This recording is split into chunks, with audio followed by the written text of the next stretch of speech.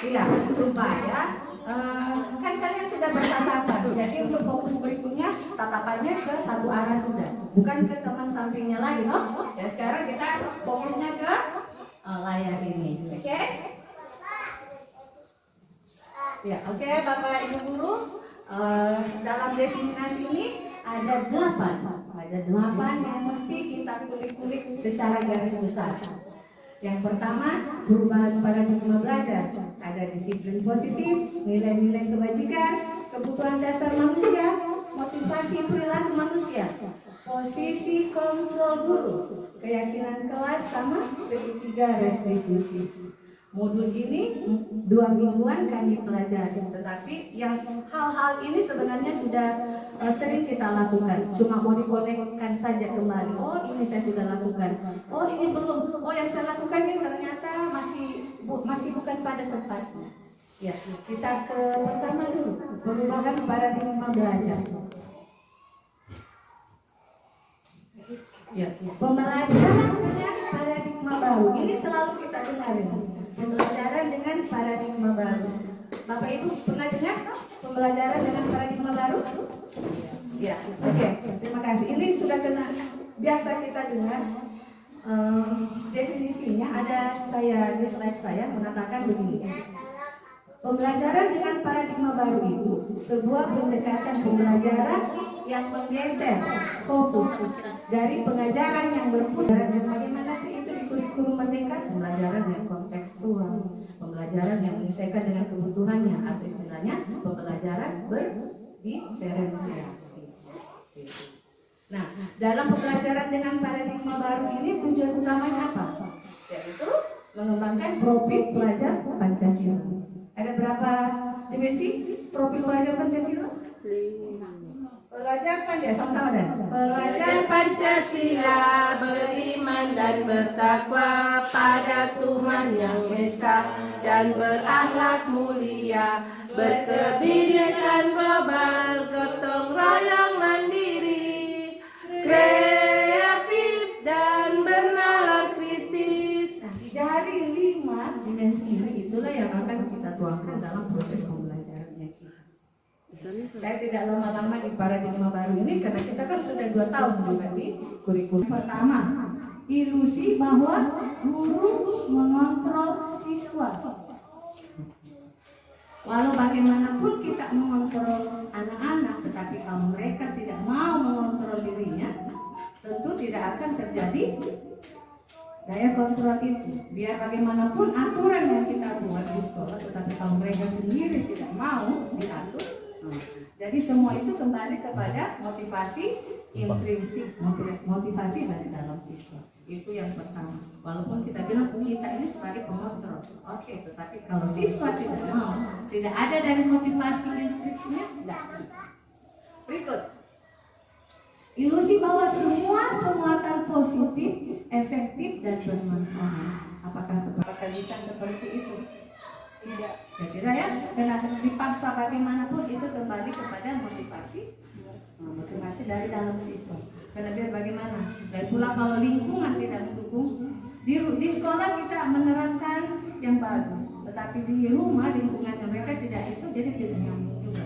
Jadi mau di sekolah, di rumah, di lingkungan sekitar mesti saling berhubungan, saling mendukung.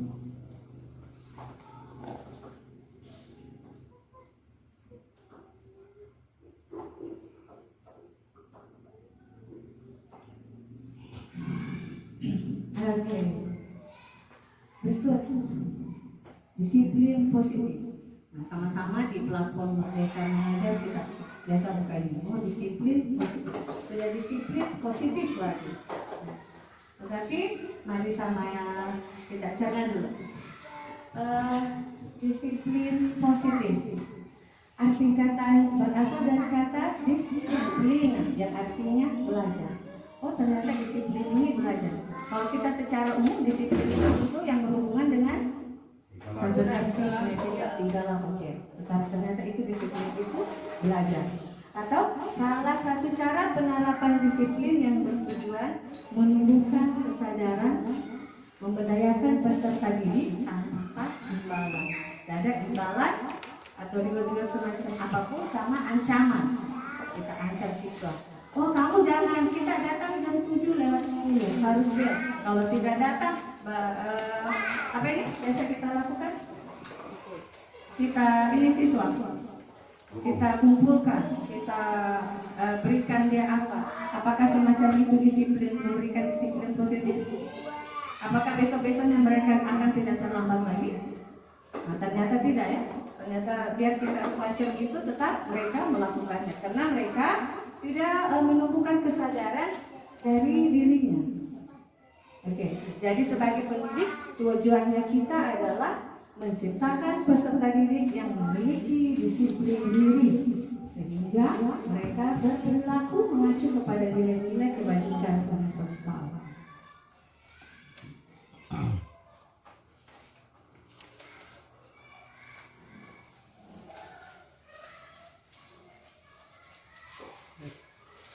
Nah, sama kita sudah ketahui, ini ada pertanyaan refleksi saya dari tentang secure tentang disiplin positif. Misal, bila di sekolah kita ini tidak ada aturan yang memberikan surat teguran bagi PTK yang sering datang terlambat, atau tidak ada atasan atau kepala sekolah yang memberikan Anda penghargaan menjadi PTK terbaik karena sering tepat waktu. Apakah Bapak Ibu akan tetap datang tepat waktu untuk mengajar murid-murid Anda? Apakah Anda tetap datang tepat waktu untuk mengajar murid-murid Anda? Tetap. Semacam ini. Kalau yang mengatakan, siapa yang mengatakan akan tetap datang? Saya kasih warna pink. Nanti kita tempel di kantong atau di mana? Tulis kata disiplin. Bagi yang mengatakan tidak ada juga kok aturannya, yang tulis di warna kuning. Satu. Bagi yang mengatakan, saya tidak mau deh, tidak ada aturan, tidak ada ini ya disiplin, tidak dikasih penghargaan kok. Disiplin aja, terus yang besar aja. Nanti ditempel ya. Tetap kok. Jadi bila di sekolah tidak ada aturan memberikan surat teguran, sering datang terlambat. Tapi kita tetap kita mau datang tepat waktu. Kepala sekolah tidak kasih penghargaan atau paling tidak caption oke, mantap. Tidak, tetap mau datang tepat waktu untuk mengajar. Oke. Ternyata semuanya kita ini menempelkan yang warna pink, kertas pink. Jadi semuanya kita ini mau disiplin waktu. Jadi tepuk tangan untuk SDN 1. Ya. Berawal dari sini semoga sama-sama kita mulai disiplin kembali. Disiplin waktu kita.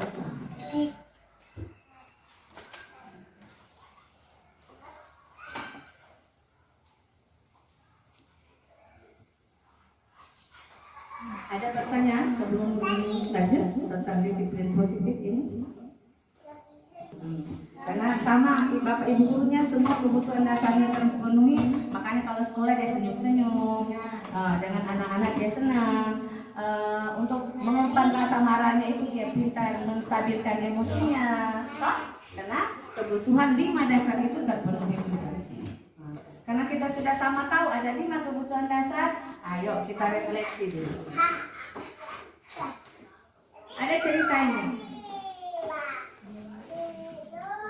Dinda, seorang anak kelas 3 SD. Begitu tiba di rumah, sepulang dari sekolah, dia menangis.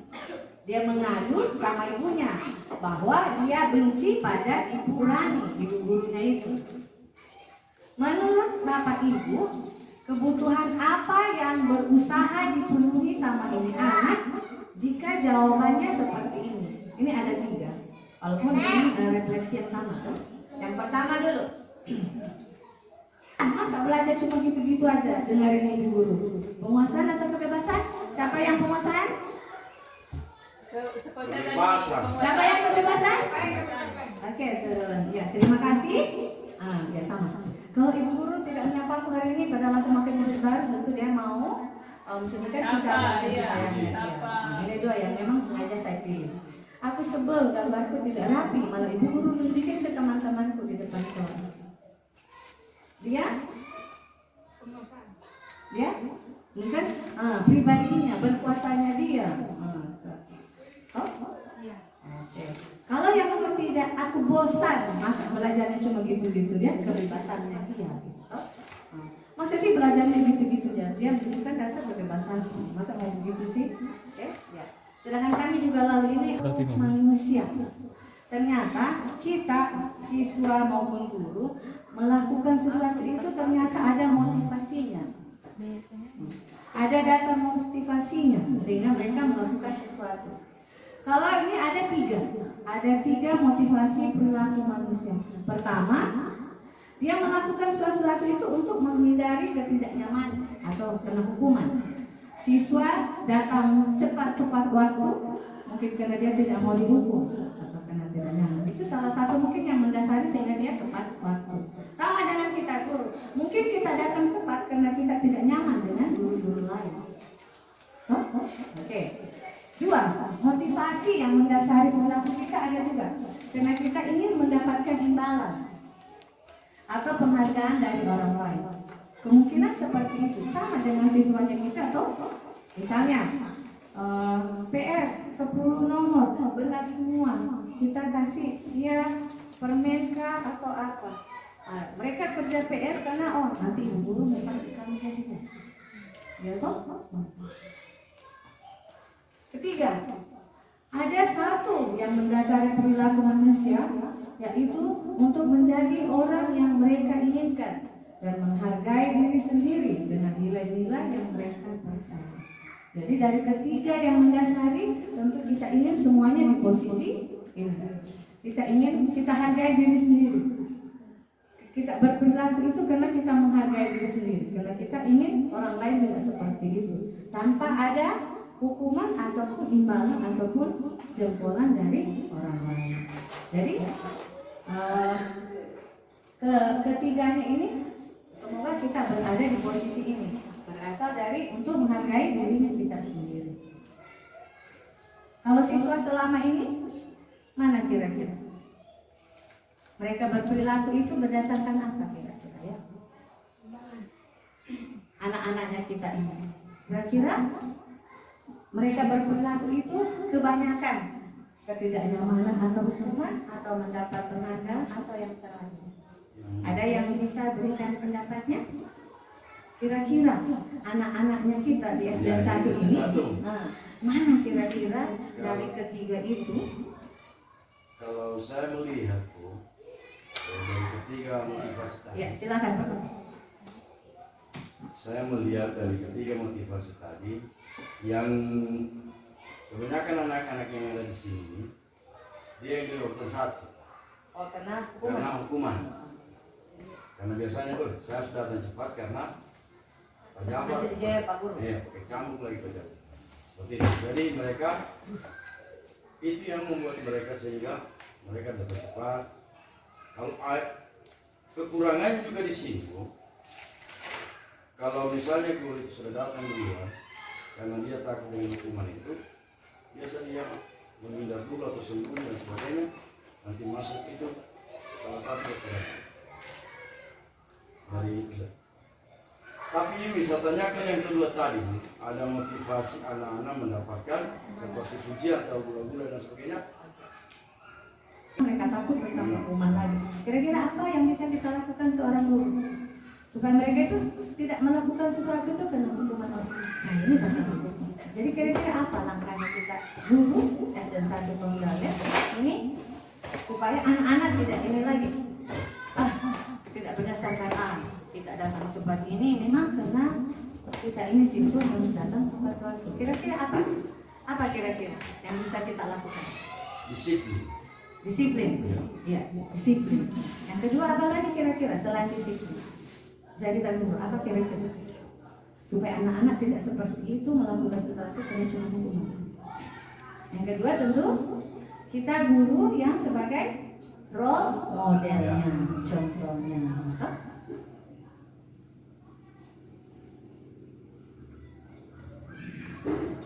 Oke, dari ketiga tadi dia lebih dipersempit ini seperti ini. Yang pertama itu hukuman, yang kedua konsekuensi, yang ketiga restitusi. Ya. Kalau hukuman itu yang seperti itu tiba-tiba murid tidak tahu apa yang akan terjadi, tiba-tiba diberikan hukuman berupa bukan fisik maupun psikis. Hukuman itu bukan kena dicambuk saja, boleh kena kata-kata juga ya itu hukuman. Ya, kalau dia dalam posisi konsekuensi, dia itu terencana sesuai peraturan. Maksudnya ada aturan, baru mereka langgar kita mengatakan, oh kamu ini melanggar ini. Tapi kalau dia tidak berada di posisi konsekuensi, murid itu tetap dibuat nyaman karena kita tidak menghukumnya, tetapi lebih kepada pemantaunya. Nah, kita kan ada aturan bahwa jam 7.15 datang, sudah seperti itu. Yang ketiga, restitusi. Apa itu restitusi? Proses menciptakan kondisi bagi murid untuk memperbaiki kesalahannya. Proses kolaboratif yang mengajarkan murid untuk mencari solusi sendiri. Jadi dari ketiga itu yang mana yang kira-kira bagus kita lakukan? Hukuman kah? Konsekuensi kah? Atau restitusi? Ya, restitusi. Jadi ini untuk law cipta inilah tindakan yang mesti kita lakukan, yaitu restitusi. Menciptakan kondisi anak ini tanpa melihat hukuman atau imbalan. Proses kolaborasi, ada kerjasama kita dengan siswa, kita dengan guru, dan tentu ada aturan yang mengikat. Oke?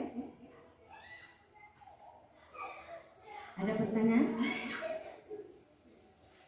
Kalau tidak ada, saya yang bertanya. Nah, ini dia. Ada kasus lagi, saya kasih Bapak Ibu.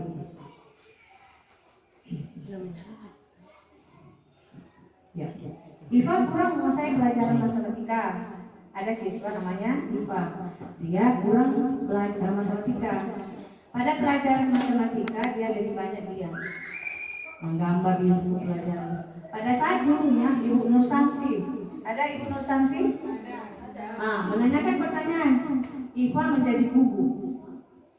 Padahal ini anak kita tahu bahwa dia kurang kasihan di matematika. Ini anak gugup, sehingga tasnya jatuh dari kursi. Tiba-tiba dia menjadi gagal dan pada saat menjawab, Ibu Nur, dia langsung gitu. Seluruh kelas tertawa karena tingkah tadi Iva itu. Tapi Ibu Nur pada saat itu membiarkan satu kelas itu menertawakan Iva. Dia maju. Malahan dia suruh Iva maju ke depan, berdiri di depan kelas sambil menunjuk hidungnya.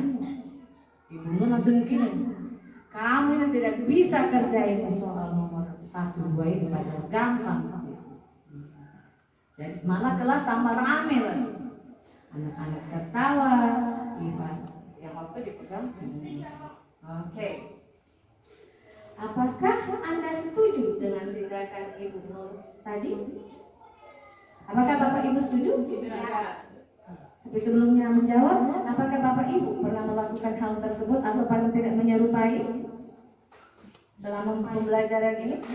Biasanya kita seperti itu? Ya. Kalau misalnya Bapak Ibu tidak setuju, mengapa? Apa sebabnya? Berdasarkan dari pembelajaran. Apa kira-kira? Ada yang memberikan respon? Kalau misalnya Bapak Ibu tidak setuju, kenapa? Ya, tarik. Oh, ada Ibu Nur Samsi, silakan Ibu. Ya, saya tidak setuju karena hal ini sama dengan membunuh karakter anak. Oh ya.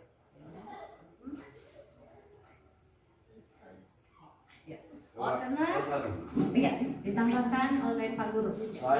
Saya setuju. Oh, setuju? Si Eva ini sebenarnya itu tidak boleh karena itu membunuh karakter anak atau membuat anak menjadi malu. Terima kasih. Ya, luar biasa Pak Guru ya. Terima kasih atas Ibu Nur dan Pak Jafar tadi. Ya, tentu tindakan yang dilakukan Ibu Nur itu kepada siswa Iva itu tentu membunuh karakternya dia. Salah satu membunuh karakter.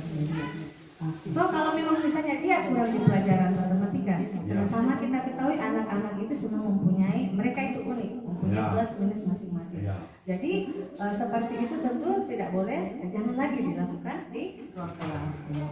Ya. Nah sekarang dari tindakan yang dilakukan Ibu Nur itu, apakah termasuk hukuman atau konsekuensi? Baru tadi kita pelajari motivasi perilaku manusia itu. Jadi tindakan yang dia lakukan Ibu Nur itu termasuk hukuman atau konsekuensi?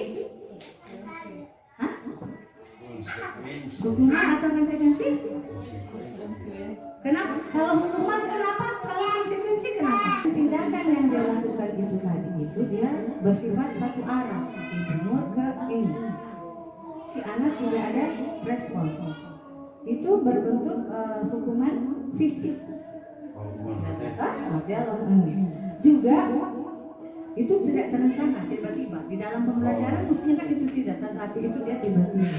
Kalau dia konsekuensi, muridnya itu diperlakukan itu dia tetap nyaman karena ada aturan-aturan, tetapi ini sifat tidak nyaman, kasihan. Berarti yang tadi itu termasuk hukuman. Tiba-tiba. Iya, dari yang tadi itu mestinya yang ini kita jangan lagi lakukan. Karena ya kita meminimalisir lah hukuman-hukuman yang kurang. Guru-guru Iya. saya tiba-tiba Ya, tiba-tiba. oleh emosi tiba-tiba Karena langsung emosional ini biasa kan. biasa ada anak-anak kan yang tidak sementara mengajar atau cerita juga Langsungnya tiba-tiba kan. saya bukan itu sementara ajar membaca Iya. tiba-tiba ada Apalagi dia kalau memang misalnya suasana dari rumah atau apa biasa terbawa. Makanya biasa kita guru sebelum masuk itu saya juga biasanya sih semuanya itu mestinya itu tarik nafas dulu. 3 kali normal dulu baru kita bisa masuk. Atau mau masuk senyum dulu. Biar mungkin di rumah lagi nangis-nangisnya sampai depan ruang depan kelas. Apa kabar? Ya walaupun dalam hati menjerit. Maksudnya kan ditunjuk, langsung saya kasih jaan pertanyaan begitu biasa saya kalau ada sementara. Tapi emosi. Iya, tetapi kita emosi kan? Iya, memang emosi ini. Oke. Ada yang lebih menarik lagi. Posisi kontrol guru. Ini ada 5 posisi kontrol guru. Yang pertama apa? Penghukum. Kedua, membuat merasa bersalah. 3, teman. 4, yang gitu-gitu pemantau. Yang kelima, manajemen. Manajer. Apakah kelima ini pernah kita lakukan di lingkungan sekolah? Pernah. Apakah penghukum pernah juga kita lakukan? Membuat merasa bersalah biasanya ibu-ibu ini. Ke teman ini biasa guru-guru muda biasa ya. Pemantau. Pokoknya di ini. Oh ini dia tidak pakai pakai kos kaki. Ada sebagai manajer. Tapi dari 5 ini mari kita telah yang mana sih itu? Posisi kontrol guru yang pertama penghukum. Nada suara tinggi, bahasa tubuh, mata melotot, jari biasa nunjuk-nunjuk. Itu biasa masih kita lakukan ya? saya biasa Oke. Kedua, membuat merasa bersalah. Nada suara lemas, halus, sedih. Biasanya dengan kenapa kamu melakukan itu? Ibu kan kasihan dari tadi sudah menjelaskan sampai ini. Ibu kan sudah serak ini. Masa kamu ribut terus? Ya? Masih ya? Saya sering itu lakukan itu. Teman, kita akrab, bercanda dengan mereka. Pak Ari biasa lakukan. Pemantau. Keker-keker. Oh, anak-anak ada yang buang sampah sembarangan. Oh, takut dengan ada suara datang, tapi dia pantau. Ada dari 5 posisi kontrol ini kita mesti yang di sini. Manajer. Yang mana itu? Nada suaranya tulus, bahasa tubuh tidak kaku. Apakah kita bisa melakukan itu sepanjang kita di sekolah? Apa bisa? Dari kelima posisi kontrol guru ini, dia selain dari manajer ini, yang keempat ini semua ada plus minusnya. Tetapi yang penghukum ini kita usahakan jangan ada sama sekali kita lakukan. Ya. Di pembelajaran berparadigma baru ini yang namanya menghukum itu sudah tidak bisa. Saya itu Iya. dia suara tinggi karena sama dengan Iya. dua lagi belajar membaca. Iya, jadi bagi bapak ibu guru yang suaranya ini, jadi anak-anak biasa bedakan di ibu guru ini tiap harinya marah atau gimana ya. Jadi mestinya ini itu kita hilangkan sama. Saya lebih condong saya ke pemantau saya. Ada suara yang Cuman kalau dia di posisi pemantau, misalnya anak-anak sudah tidak dipantau, mereka tidak melakukan lagi. itu lagi. Kalau dia teman, kalau kita di posisi teman, biasanya kalau di posisi teman, yang guru yang diakrab itu saja yang dia mau. Iya. Kalau macam misalnya Pak Ari diakrab, tapi macam Pak Japar yang suruh dia tidak mau. Iya. Karena dia lebih akrabnya sama Pak Ari. Kalau pembuat merasa bersalah, di mana posisi yang minusnya? Karena dia kita sudah ini ya, kayak kita kayak sedih juga, anak-anak juga ikut sedih. Itu membuat anak-anak merasa bersedih, itu juga kurang baik ya. Masalahnya enggak boleh. Memangnya selama ini misalnya kalau kita sudah sedih, mereka tidak melakukan sesuatu. Kita bersama setengah menangis di kelas karena mereka ribut atau apa. Memangnya besok mereka tidak lakukan lagi? Pasti kok. Jadi yang membuat merasa bersedih itu juga kita misalkan untuk meniadakan. Yang mana bagusnya kita di posisi manajer. Iya. Oke. Masih semangat? Mari kita lihat satu kasus posisi kontrol. Biasanya kita ini ada kasusnya nih. Siswa tidak memakai atribut lengkap pada saat upacara. Kalau hukuman, ini dia. Kenapa selalu saja tidak memakai atribut? Berdiri kamu di depan kelas atau bergabung di kelompok sana yang tidak lengkap. Biasa begitu toh? Itu hukuman, itu dihilangkan. Membuat merasa bersalah. Dia posisi manajer, kira-kira apa yang bapak ibu gurunya katakan sama siswa itu? Kalau dia posisi manajer berarti ada kolaborasi dengan siswa, ada komunikasi yang efektif, ada sudah keyakinan yang mereka diberikan sama anak-anak.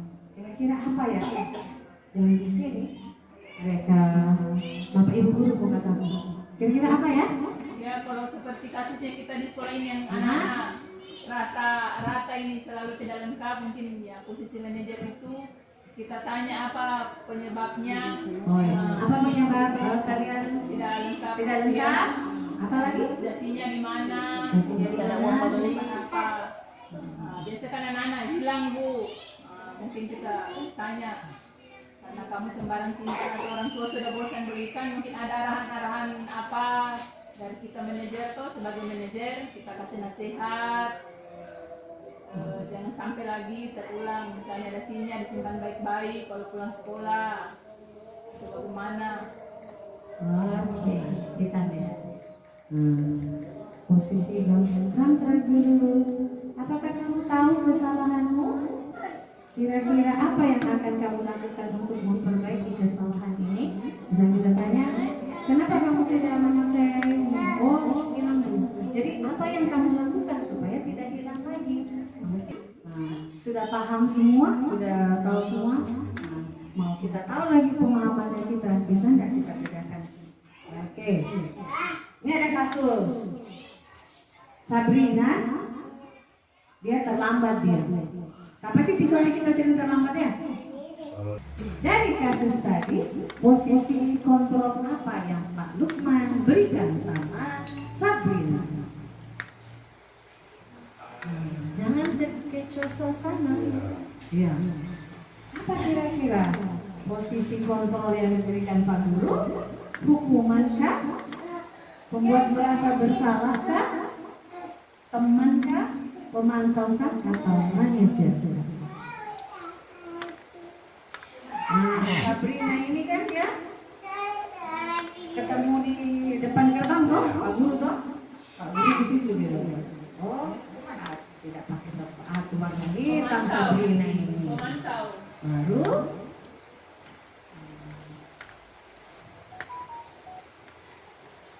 oke, siapa yang mengatakan ini adalah hukuman? Halangan. Hukuman. Memantau saya tadi. Oh, ada. Karena dia di Hukuman. Iya, ada 2 orang. Oke, 3 orang. Nah, yang ada pemantau? Saya memantau. Ada, Ibu Intan pemantau. Yang lain masih sementara mencari. Kira-kira di mana indikatornya itu kalau Bapak Ibu guru bilang, hukuman. Di mana sih di situ indikator yang ada bahwa kontrol hukum? Ibu guru di belakang mana di situ? Kira-kira pemantau. Ada. Beberapa. Berarti pecah ini. Pecah kongsi ini. Ada yang mengatakan, hukuman itu Bu. Ada yang mengatakan pemantau Ibu. Kalau kita sudah tentukan mana indikatornya? Hukuman. Pemantau. Ya, Ibu guru. Kalau Saya kasih saya silakan Ibu guru. Kalau saya di hukuman karena di sini Pak Lukman. Pak Lukman menyuruh Sabrina membuka sepatunya sampai seharian. Dari situ ya, karena dia Karena di sini buka sepatu. dia suruh buka sepatunya, dia copot sepatunya. Kalau saya Kalau Pak guru? cenderung saya. Kasih sa. Lima kontrol posisi Pak guru. Yang tadi itu. Ini dia. Apakah dia posisi kontrol hukuman, hukuman rasa bersalah atau teman atau pemantau atau manajer? Kalau Manajer. ini kasusnya. Kalau coba Bu. Oke, silakan. Saya Merasa bersalah, di mana indikatornya? Kan dia tidak sengaja. Dia nggak sengaja. Memakai sepatu yang lain. Lalu Pak gurunya judge dia bahwa harus kau ikut ya. Harus aturan. Di situ dia merasa bersalah. Harusnya dia pakai sepatu hitam, tapi kenapa dia pakai sepatu yang lain? Tetapi yang kita mau lihat ini sebagai seorang guru itu posisi kontrol apa yang dia berikan? Merasa bersalah. Ini kan, dia kasih merasa bersalah sih. Berarti tinggal lagi ini, tinggal lagi pendapat. Oke, tinggal lagi. Tambah seru lah ini. Nanti malah ada yang sebagai teman ada enggak?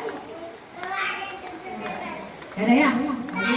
Kita lihat sebagai hukuman membuat rasa bersalah, teman dan pemantau. Mari kita lihat sama-sama. Oke? Pertama, Sabrina dia ke sekolah, dia terburu-buru. Pas di depan kelas, Pak gurunya lihat dia. Ternyata Sabrina bukan pakai sepatu hitam yang seragam, padahal dia berwarna coklat. Sudah. Sudah pantau dari jauh. Berarti dari kesemua ini kontrol yang dia berikan Pak guru yang pertama adalah pemantau. Dari kesemuanya ini yang pertama itu dia pemantau. Jadi tindakan awal yang diberikan itu adalah memantau. Dia pemantau. Jadi kontrol yang pertama Pak guru berikan itu adalah memantau. Saya juga lalu ini salah karena kami terkecoh di sini buat kesalahan yang ini. Padahal kalau tidak dipantau oleh Pak guru itu tidak akan ada dia masih hukuman. Untuk berikutnya tentu ada dia kasih hukuman. Tapi dari kalau dia semacam ini hukuman, kira-kira apa yang langsung dia lakukan Pak Lukman? Kalau dia sebagai kontrol penghukum, kira-kira dia langsung menghukum, kira-kira apa? harus kasih pulang. Oke, terima kasih, luar biasa. Iya, langsung disuruh buka sepatunya. Itu menghukum. Saya juga terkecoh. Satu kelas kami terkecoh. Iya, gitu dia. Ini iya, seperti karena ini kan yang pengalaman yang biasa kita hari-hari. Seperti jadi dari posisi ini, jadi kita mestinya sebagai seorang manajer. Jadi yang apa yang kita lakukan kalau kita di posisi manajer? Kita tanya. Apa sebab kamu datang terlambat? Saya lambat bangun Pak. Jadi kalau lambat bangun, apa yang kamu lakukan supaya kamu tidak lambat bangun lagi? Saya tidak main nonton main game, main PS gitu. ada penyelesaiannya, ada solusinya. Itu yang mesti kita lakukan. Bukan menghukumnya, bukan menyuruhnya pulang. Tetapi sebagai seorang guru yang manajer. Bisakah kita berlaku seperti itu? Bisa. Bisa. Semua ini bisa dengan catatan, mari sama-sama. Kalau cuma 1-2 nggak bisa. Sama juga di sekolah. Kalau kita memberikan kontrol kepada anak-anaknya kita sepakat hukuman tidak ada lagi. Jadi semua berlaku sama. Kita guru-guru ini meminimalisir memberikan hukuman. Sama-sama kita sebagai seorang manajer guru yang sebagai manajer kepada siswa-siswanya. Ya. Kita sama-sama belajar toh. Nah, jadi sama-sama ini ya. Mari berbuat yang baik kepada siswa. Sudah keyakinan kelas. Masih semangat? Mana semangatnya? Ini semangatku. Kurang ini semangatnya. Oke, berdiri dulu dah. Sekarang kita bermain lagi. Satu ada yang sebagai hitam, satu ada yang sebagai hijau. Saya putih saya. Tapi cuma 2 pilihannya Pak Guru. Sebagai hitam atau sebagai hijau. Tentukan memang siapa yang hitam, siapa yang hijau. Aku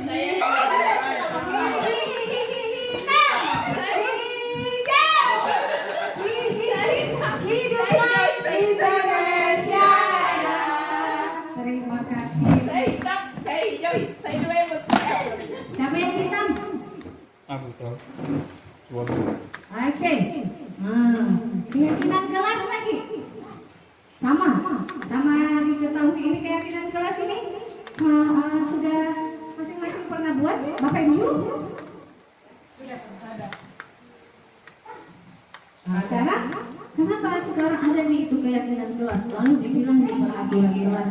Kenapa sekarang bukan di peraturan kelas? Kenapa ada lagi itu keyakinan kelas, kesepakatan kelas? Kan lalu peraturan kelas, kenapa beda lagi namanya sekarang? Ya, apa kira-kira sehingga beda lagi itu?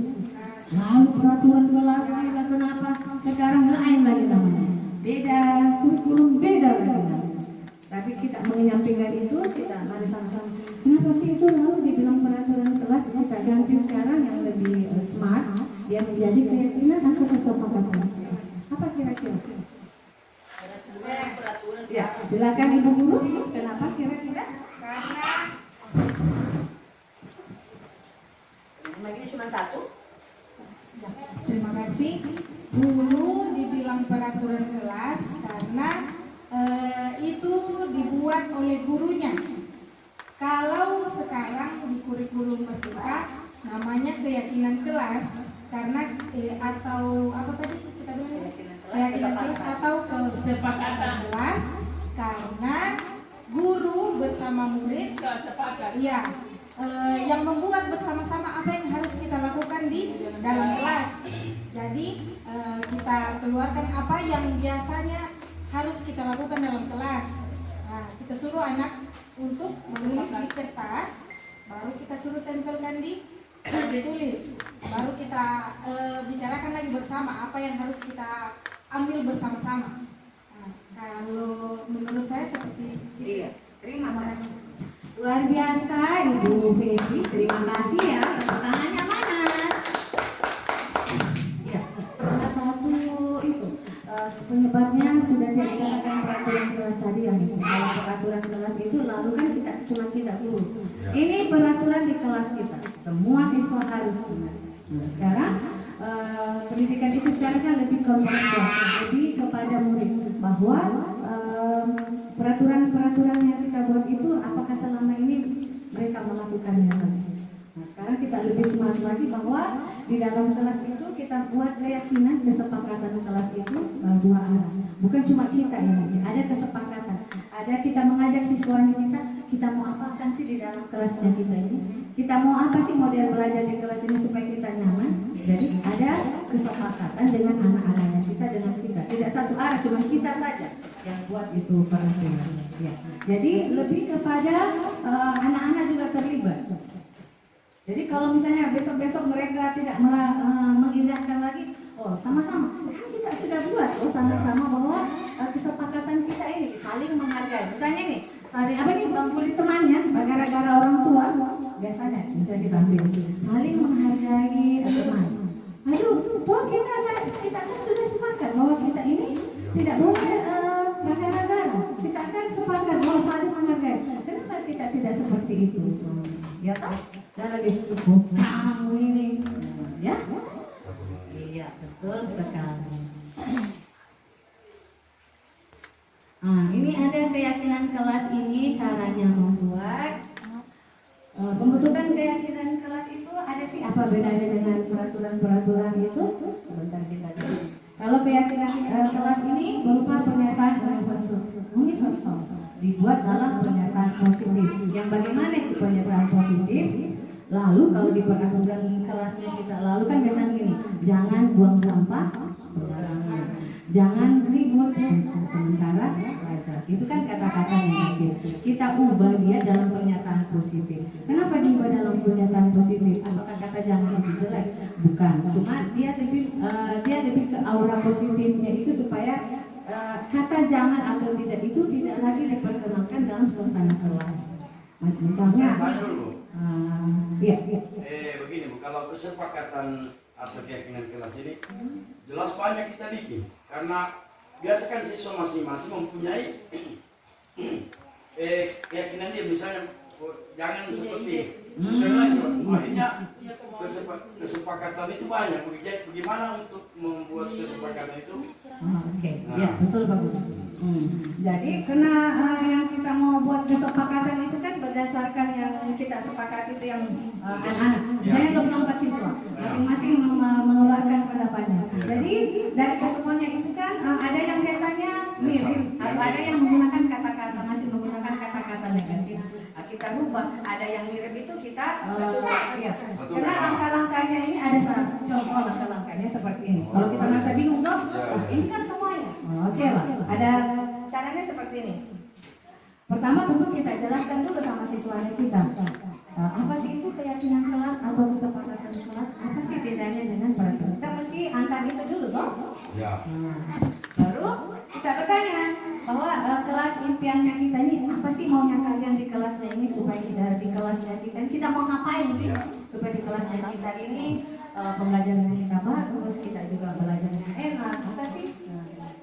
Setelah itu meminta pendapatnya murid supaya kan kita memberikan pendapat itu semua siswa menuangkan pendapatnya, boleh di kertas apa boleh. Baru kita tempelkan, boleh ditempelkan. Supaya daripada itu mari kita lihat, karena saya telah membuatnya ini, saya pernah melaksanakan keyakinan kelas ini. Mari sama-sama kita lihat contohnya membuat keyakinan kelas itu bagaimana.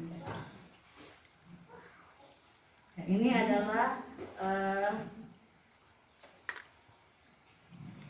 saya punya aksi nyata 2 tahun lalu kayaknya tentang digunakan kalimat negatif semuanya positif. Jadi misalnya kalau kalimatnya jangan buang sampah sembarangan, tetapi kita masukkan ke dalam kalimat positif bagaimana dia? Iya, buanglah sampah ada tempatnya. Oke, mantap lah.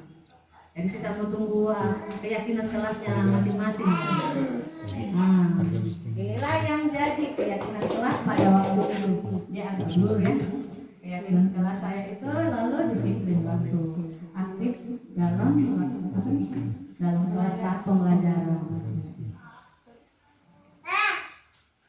Oke. Tapi saya minta umpan balik juga dari siswa saya. Saya tanya, pertanyaan saya lalu ini, apakah kamu dilibatkan dalam membuat keyakinan kelas? Apakah Anda merasa senang atau tidak? Oke. Apakah ada pertanyaan tentang membuat keyakinan kelas? Tidak ada ya, karena kita mau menunggu. Iya, mau menunggu. Saya sisa menunggu ini. Oh, saya ibu ini saya keyakinan kelas. Saya ya. Iya, terakhir materi terakhir tentang segitiga restitusi. Yang mana sih itu segitiga restitusi? restitusi sama dengan adalah proses menciptakan kondisi bagi murid untuk memperbaiki kesalahan mereka sehingga mereka bisa kembali pada kelompok mereka dengan karakter yang lebih kuat. Apa sih itu? Ada 3 tahapan dalam segitiga restitusi. Ada menstabilkan identitas, validasi tindakan yang salah, menanyakan keyakinan. Maksudnya kalau ada anak-anak mau berbuat salah, apa sih yang kita lakukan? Nah, ada 3 langkah yang kita lakukan. Tidak langsung menghukum menjudge-nya, tetapi ada 3 langkah yang mesti kita lakukan. Tidak usah marah-marah, tidak usah kenapa-kenapa. Oke, yang pertama kita itu ngapain? Pertama ini menstabilkan identitas. Menstabilkan identitas itu yang bagaimana dia? Biasa kita bilang gini, berbuat salah itu wajar nggak? Dan datang toh, ada biasanya anak-anak melapor kan? Ya ini bu, dia apa? Dia tarik telingaku ibu guru, atau dia pukul belakang. Kita tanya dulu. Oh, berbuat salah itu wajar. Tidak ada manusia yang sempurna. Kamu berhak merasa begitu. Mungkin dia harus bertahu, dia bertahu kamu berhak merasa begitu. Kita stabilkan dulu perasaannya. Ya, jangan langsung. Oh, memang kebekelahi terus. Ya, kita stabilkan dulu. Kita beri posisi menstabilkan dulu. Iya. Setelah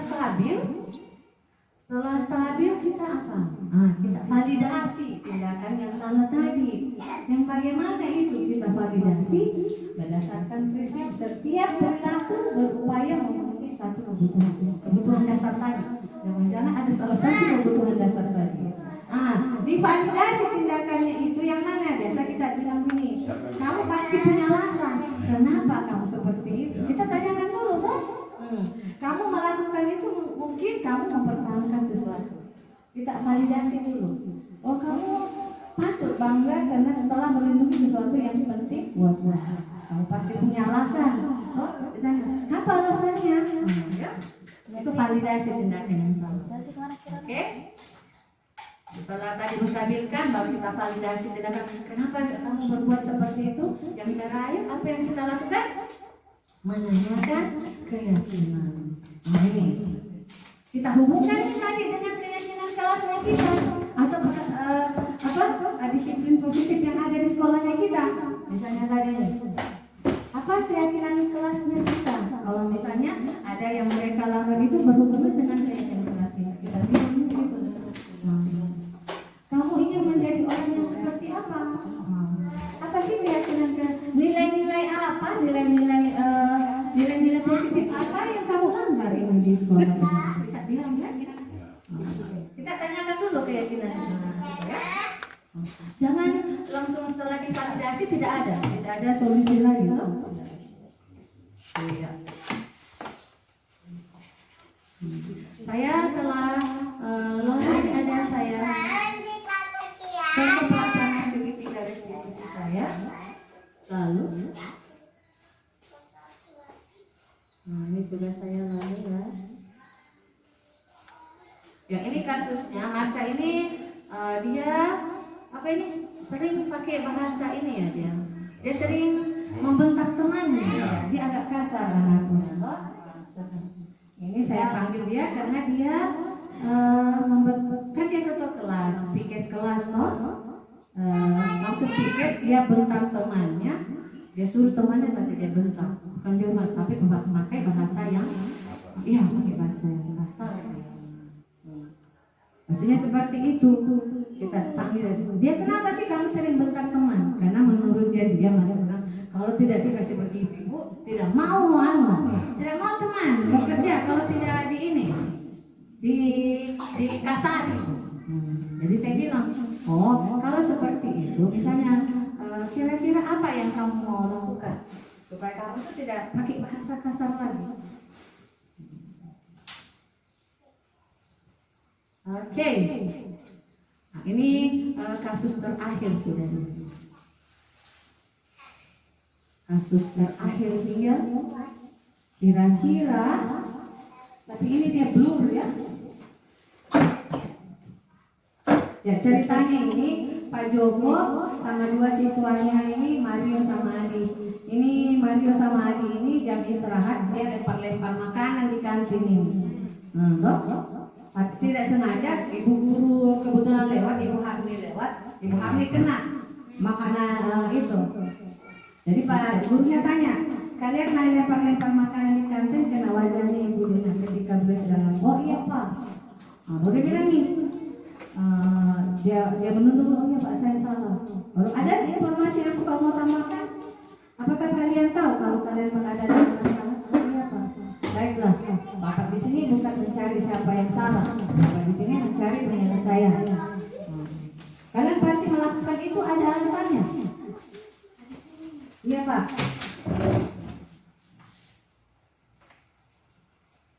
Dia bilang, sekarang mari kita bicara tentang keyakinan kelas kita. Oh, berarti di sekolahnya itu ada yang kira-kira kalau melempar-lempar makanan itu di kantin itu kira-kira kalau keyakinan kelasnya apa ya kira-kira? Dilempar-lempar makanan itu, lantas ditegur sama Pak gurunya karena makanan itu dia. Ya, karena dia makan dia bermain kan, lempar-lempar dia makan. Jadi kata positif dalam keyakinan kelas, keyakinan kelas atau keyakinan sekolah kira-kira apa? Kira-kira apa? Tidak boleh Apa kira-kira? Kira-kira apa ya? Dia langgar kira-kira keyakinan sekolah ini. Mereka makan, mereka bermain, mau saling lempar-lempar. Kira-kira. Nah, kena. makan harus tertib dan rapi. Oh, boleh. Tertib saat belajar, makan, dan boleh ya? Boleh. Ya, jadi tadi itu validasi, tadi itu dia menstabilkan identitasnya tadi itu yang pertama tadi ya. Ini saya tidak usah berpanjang lebar di sini, nanti kita cut hari. Ya, sekarang terima kasih Bapak Ibu Guru sudah membersamai di diseminasi budaya positif. Di hari ini hari Senin tanggal 26 Agustus 2024. Terima kasih Bapak Ibu. Sebelumnya kita tarik kesimpulan bahwa budaya positif ini akan terlaksana, akan tercipta jika di dalam sekolah semua warga sekolah melakukannya secara bersama-sama, berkolaborasi. Mari sama-sama meningkatkan, membudayakan budaya positif dimanapun kita berada. Kepada selamat. Assalamualaikum warahmatullahi wabarakatuh. Tepuk tangannya dulu.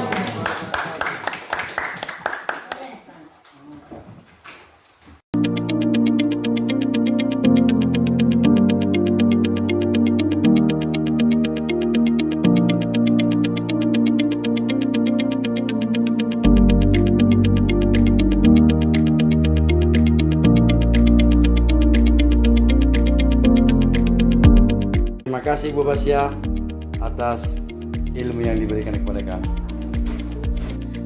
Materi budaya positif yang dibawakan oleh Bu Basia sangat menarik, sangat jelas, bisa dipahami. Ternyata selama ini masih banyak kesalahan-kesalahan yang kita lakukan di sekolah dalam menangani kasus-kasus yang terjadi pada murid baik di kelas maupun secara keseluruhan di lingkungan sekolah. Terima kasih.